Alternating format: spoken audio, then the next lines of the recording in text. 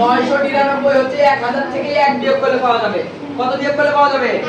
1। তাহলে একটু লক্ষ্য করে দেখো। তাহলে আমি লিখবো 1000 বিয়োগ 1। 1000 বিয়োগ কত? 1। এটাকে আমি গুণ করব কত দিয়ে? 32 দিয়ে। অর্থাৎ 999 গুণ 32 বলা যে কথা, 1000 বিয়োগ 1 গুণ 32 বলা একই কথা। তাহলে একবার লক্ষ্য করে দেখো তো, এখানে একটু তাকাও।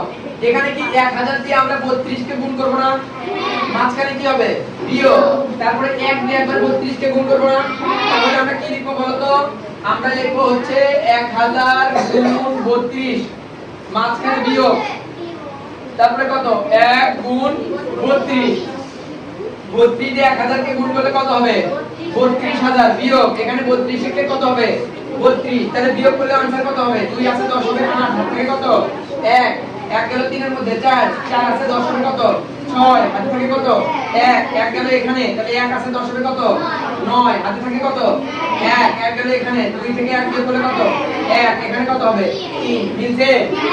ঠিক আছে, ভেরি গুড। পরেরটার দিকে তাকাও। এখানে কত আছে? 101। এখানে কত আছে? 100 এর সাথে 1 যোগ করব। Very good. তাহলে আমরা লিখব দেখো, তাহলে আমরা লিখব 100 যোগ 1 গুণ 45। তাহলে 100 দিয়ে আমরা 45 কে গুণ করব। তাহলে আমরা লিখব 100 গুণ 45 যোগ 1 গুণ 45। তাহলে একটু লক্ষ্য করো, 100 দিয়ে 45 কে গুণ করব। তাহলে এখানে হবে 4500। কত হবে? 4500। মাঝখানে যোগ 1 দিয়ে 45 কে গুণ করো। 45 একে কত হয়?